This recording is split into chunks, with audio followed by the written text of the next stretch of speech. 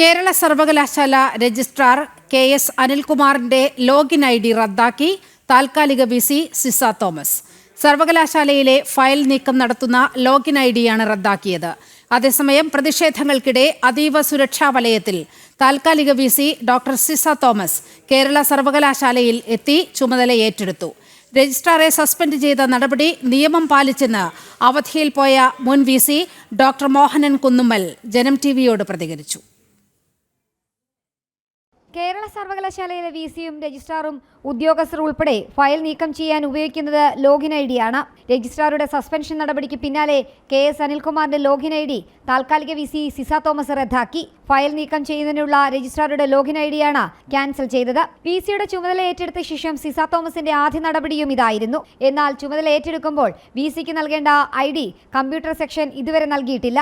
അതേസമയം സർവകലാശാലയിൽ നടന്ന പരിപാടിയിൽ രജിസ്ട്രാർക്കെതിരെ കണ്ടെത്തിയത് ഗുരുതര ആരോപണങ്ങളെന്ന് കേരള സർവകലാശാല മുൻ VC ഡോക്ടർ മോഹൻ കുന്നുമ്മൽ പ്രതികരിച്ചു.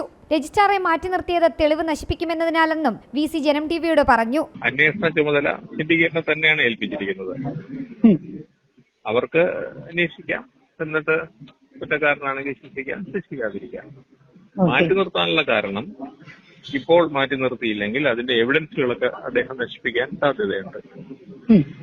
2 സബോർഡിനേറ്റ് ആയിട്ടുള്ള ജീവനക്കാരെ ഭീഷണിപ്പെടുത്താൻ സാധ്യതയുണ്ട്.